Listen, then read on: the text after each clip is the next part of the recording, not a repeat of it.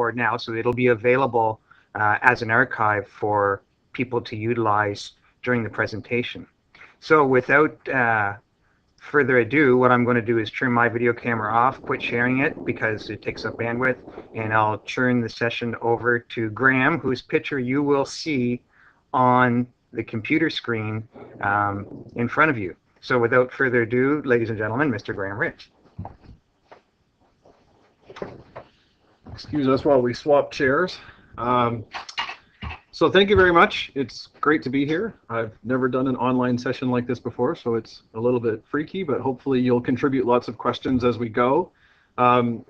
If you have not already gone to my webpage, if you mouse over presentations, there's a link to Scratch Workshop. That will be our agenda for the next 30 minutes. And so you can just see here that what my goal is that we'll get a basic game working in about 15 minutes, sort of a keep away game.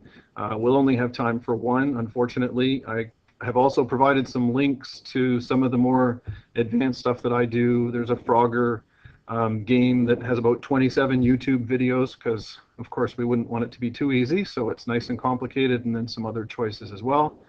The reason for this page is that I'm expecting a number of you to sort of drift as I go on. And so if you scroll down, there's also a number of other subject areas where I have promised that you will be able to use Scratch in a number of different subject areas. So there's math, there's a couple of sciences. You'll notice one made by me that all it does is it's a bouncing ball that you can change the gravity on. There's a spelling sample that I made for my grade 4 son, who we just got tired of helping him with his spelling work over and over and over again, and it was a family-saving device.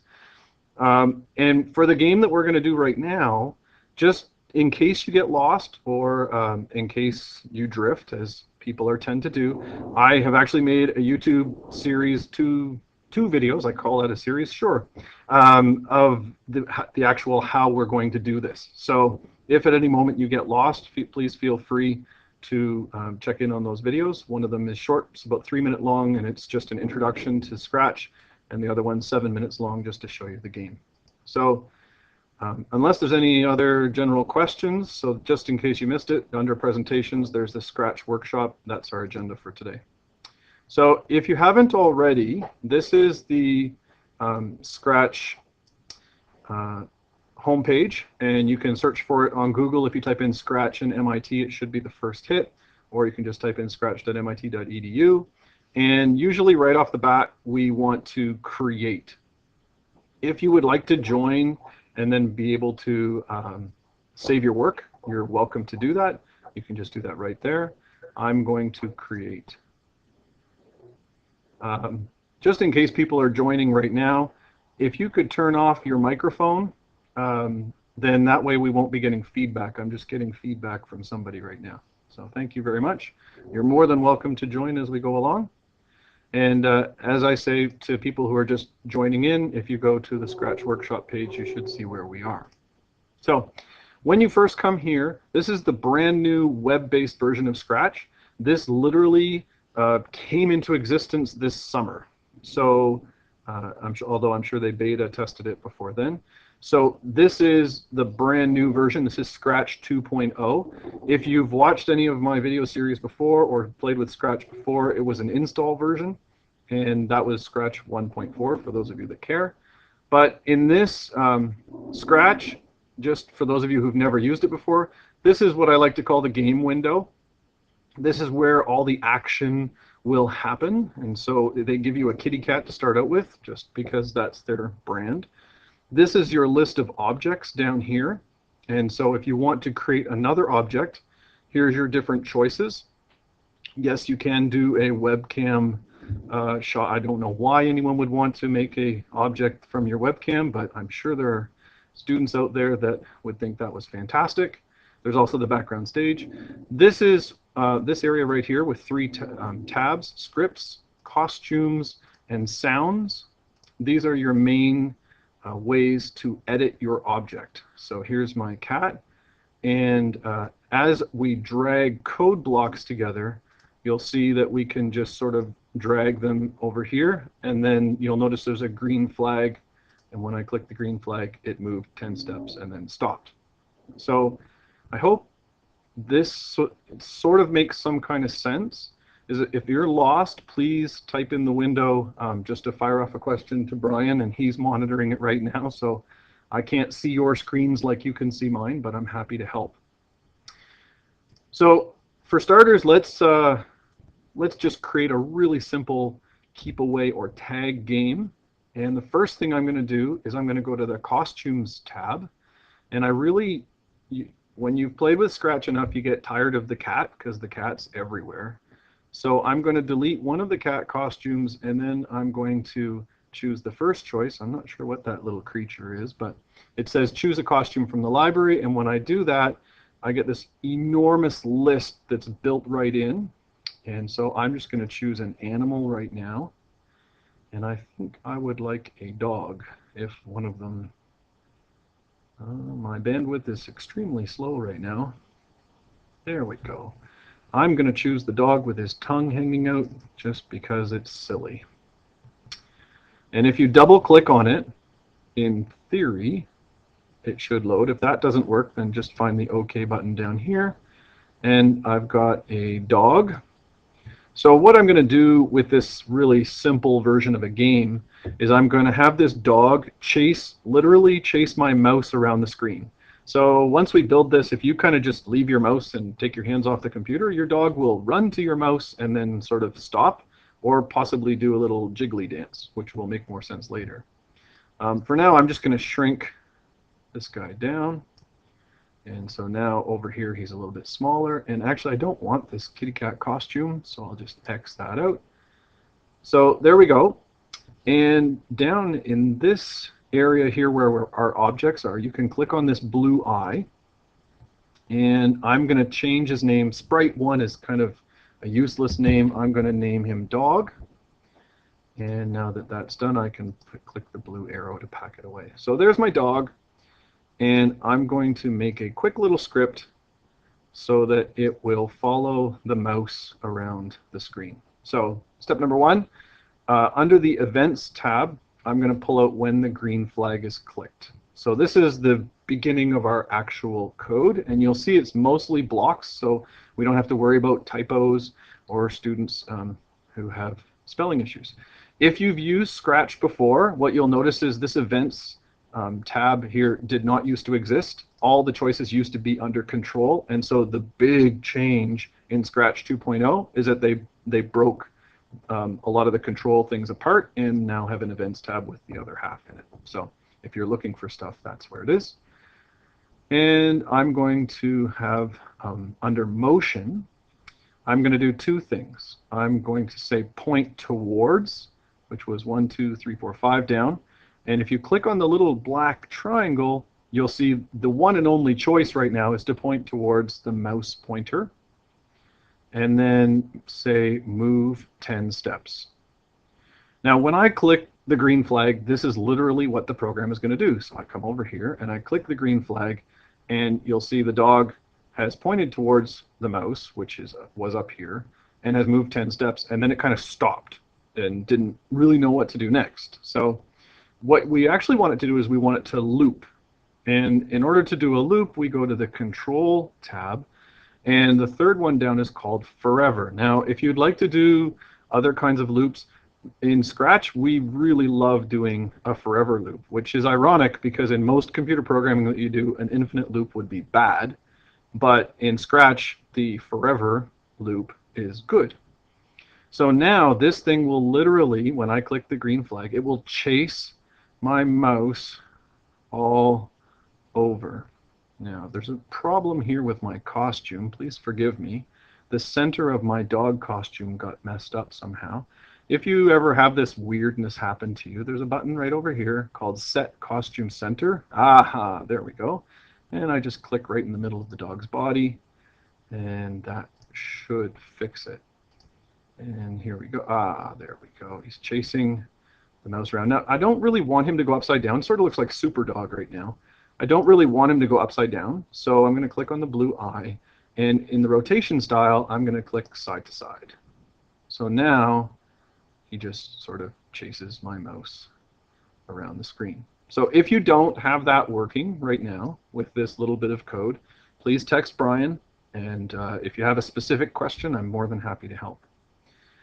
So that's essentially it for our dog. And now we get to the fun part. Although I think moving 10 steps is going to be a little bit fast, I'm just going to slow it down. And let's try 5. And now when I click, that's much better. Okay, so there's our dog. And now it's time for another object or a new sprite. And again, we'll choose this strange looking creature to choose a new sprite from the library.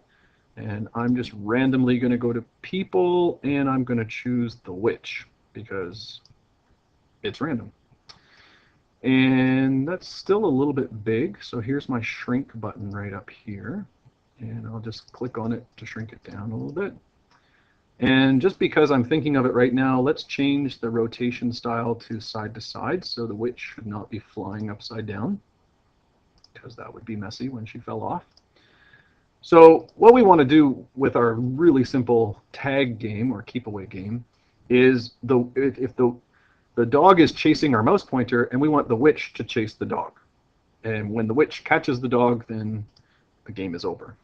So again, not a really hard game, but somewhat interesting. So now we should make sure that your witch is selected down here. This is how you keep track of which object has the code going into it. So our witch is selected. You can also see up here, there's a little picture of the witch now. That's new in the new version to help us keep track. So when the green flag is clicked, I know I'm going to want another forever loop. So let's put one of those in before we go any further. And now, as before, I want to change where I'm pointing towards. So in this case, I'm going to point towards, oh, look, there's a new choice. So the computer has recognized that we now have a dog. So the choice was between the mouse pointer or the dog. So it's going to point towards the dog, and it's going to move 10 steps. Now, if you flip back to the dog setting, we just changed it to 5 steps. So it's probably you don't want to lose right away. So let's say that the witch only travels 4 steps in every loop. So roughly moving 4 steps is like a speed of 4, whereas the dog will have a speed of 5. So let's just test this out right now. Click the green flag, run away, little doggy. Oh. So you can see there that it was pretty obviously touching. I've completely lost, but the computer didn't know that it had lost yet. So we need to add some code to the witch to say, I tagged you, you're it, or at least to say, I tag and you're out. So under the control tab, you'll notice a very basic if. So we're 1, 2, 3, 4 down. There's an if then.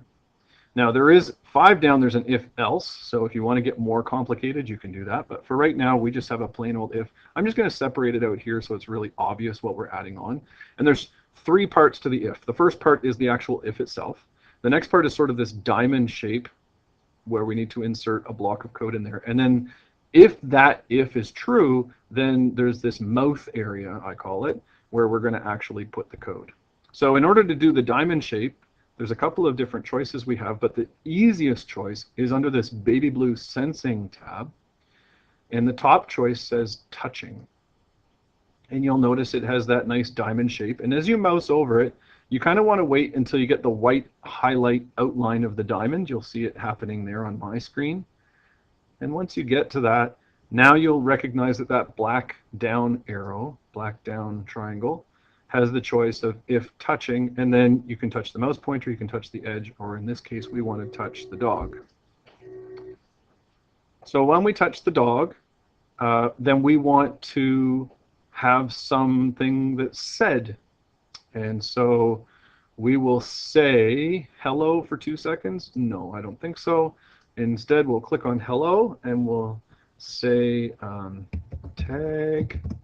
And then I'm just going to do it simple and call it game over. So if touching the dog, then say game over. And the one last thing that I'm going to do is under the control tab, 1, 2, 3, 4 up from the bottom is a stop all. So we're going to stop the game after the tag is made. Now, obviously, you might want to do other things later on. But now this is a block of code that we can just move around as a block and put it right into our forever. Okay, and it's time to test. So green flag. Oh, touches the game over, and you see the dog kind of kept moving for another 2 seconds. That's because the witch had to say this thing for 2 seconds before the stop all actually happened. But now I can just go back here and, okay, that's interesting. And there. So obviously my witch is really good at this because I'm getting tagged really fast. But that's okay. I can always slow the witch down by giving it a speed of 3 and saying only move 3 steps. The other thing is that students really like to have a little bit of sound. So under the sound tab, I can say, if touching the dog, then the first thing I do is play a sound. And then I can say tag, and I don't know if that pop sound, yeah, there's a pop sound. Okay, great. I'm going to change that. So a really easy way to change that is to go to the sounds tab. You'll notice there's this speaker symbol that says choose sound from library. And whoa, that's a lot of sounds. Okay. Well, I happen to know from previous experience that the bell toll is pretty cool. You can choose whatever sound you want. And then once you've got one selected, you can highlight it and click OK, or you can just double click on it. And I'll make that pop go away. So there's my bell toll sound. So I come back to here and play sound, and I want to change this to bell toll. Okay. So now I play the game, and there it is.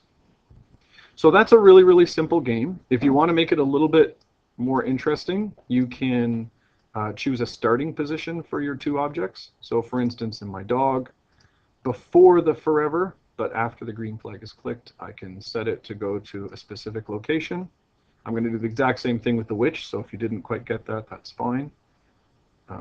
So also in the dark blue motion area, I've clicked on my witch, put it into a location, and those numbers are now where it is exactly, so I don't have to do the measurements to figure it out. And so when the green flag is clicked at the beginning of the game, go to this position and then start the game. So it runs away, and I lost. Okay, so really, really simple game, not very complicated at all. If you have any questions, please send a message to Brian, and we're happy to answer those. But that's the simple 15-minute game that I promised, which is pretty astonishing that you could actually do that. That tells you the way that computers have developed so far. By the way, if your students are feeling kind of scared of this technology, it was built for 11-year-olds, and I quite enjoy telling that to 15-year-olds. They seem to understand, therefore, that it shouldn't be too scary. So as far as some of these other subject choices, I hope that some of you have actually clicked on them already. If you haven't, then you can try some of these. For instance, the polar coordinates, I'll just open that in a new tab. And I'll try the bouncing ball in a new tab. And I'll try the choose your own adventure in a new tab. So they do take a while to load and start up. But for instance, the bouncing ball, this is one example that I made. And I'll just set the gravity to, oh sure, about 50, and then I'll start it, and you can see that that's it. That's the whole demonstration. And what I've had my students do in the past was they had to go into my code that I presented this with. So I'll just set the gravity to 3 and try that again. Oh, there we go. And so they had to go into the code and they had to make changes to it in order to prove that they understood how to use it. This is going to go for a while, so that's going to be not very exciting. This is one that I found on the internet, and really to find the best Scratch things, you just go up here and type in whatever it is that you're looking for, just to see if somebody's made it before. So here's an example of polar coordinates. They just wanted to get the students to understand angle and distance. And so they haven't really gotten too fancy into any of the notation or anything, but just trying to get students to understand angle and distance. So for instance, if I went up here and typed in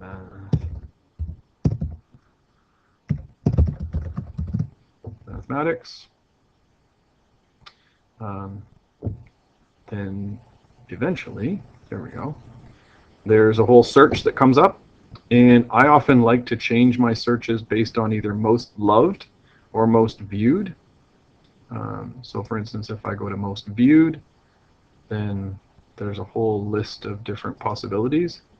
Um, you should realize that a lot of these are created by 11 to 15-year-olds, so you don't need to worry too much. For instance, there's the polar coordinates one that I borrowed. There's also a sine wave one where you can actually put variables into it and it will draw the sine wave for you. And the other one, so for language arts teachers out there, this is just a proof of concept. I literally made this in the last hour because I thought I had a choose your own adventure one working and then discovered this afternoon that it wasn't working. So here's just a really, really simple proof of concept. And just to show you what I did, I'm just going to click see inside and it shows you the code. So we can make that go full screen. That's these buttons up here. Choose your own adventure. Next. So, and then this is just silly because we needed it to be silly. And Luke stayed a farmer, and unfortunately, now he's going to die. So this was just a really, really simple example of someone doing a choose your own adventure. And then there's a number of different, let's just do it this way. There's a number of different objects, and if you want to have them say things or if you want to have them move around on the screen, you can. So it's a little bit different than, it's significantly different, I think, than doing it in PowerPoint. You actually have a lot more control, but it would be very easy to make presentations in this instead of using PowerPoint. It's just a great tool, and you can also add all kinds of mathematics or scientific things to do it. So that is a brief blow-through overview. We've got, well, if I promised 4:15, so we've got about 8 minutes to take any questions, and or if you have something that you want to show off to the rest of the crew, you're more than welcome to do that. I'm assuming this technology allows for that. So, but if you have any questions, please feel free. And if there's anything that's sure, anything that's confusing you, just really quickly, I just had highlighted here that I've also made a video series for Frogger. And so to just go through that really quickly, last semester I taught BBT9 at FHS and had a wonderful time doing it. And if you just mouse over BBT9 without clicking on it, you can see here's my entire curriculum. Everything that we did, everything the students learned is all right here. Much of it was borrowed from my colleagues, and then I made YouTube videos just to make my life easier. So under this programming tab here,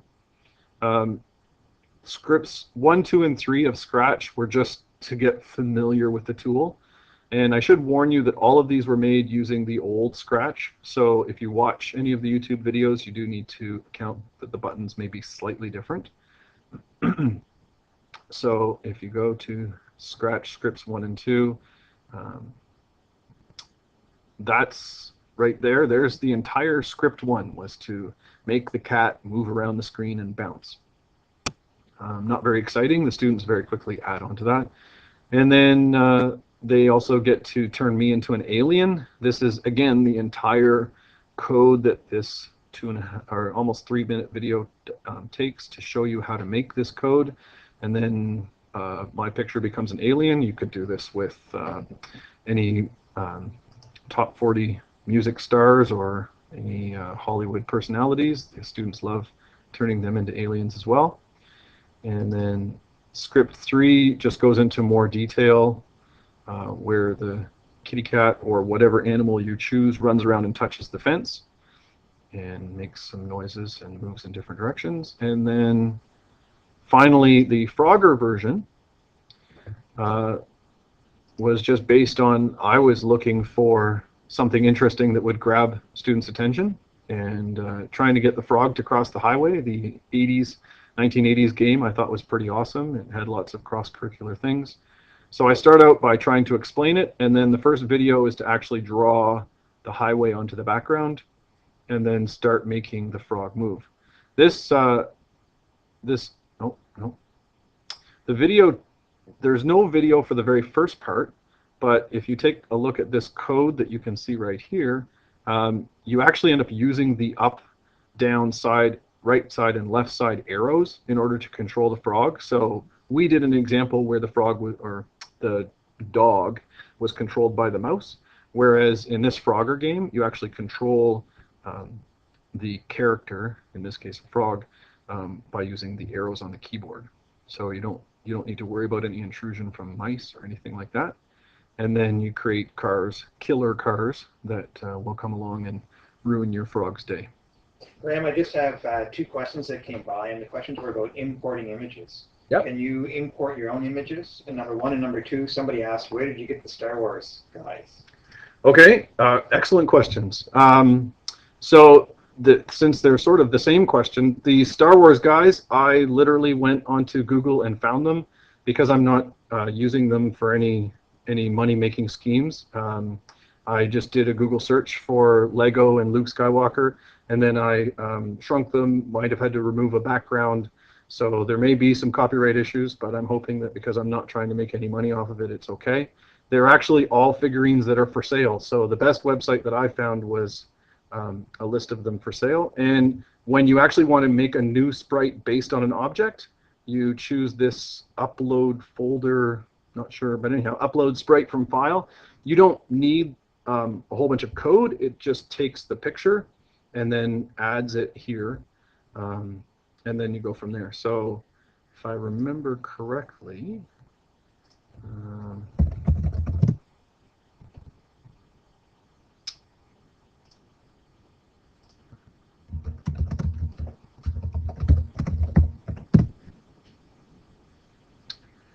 yeah, so it was sort of like there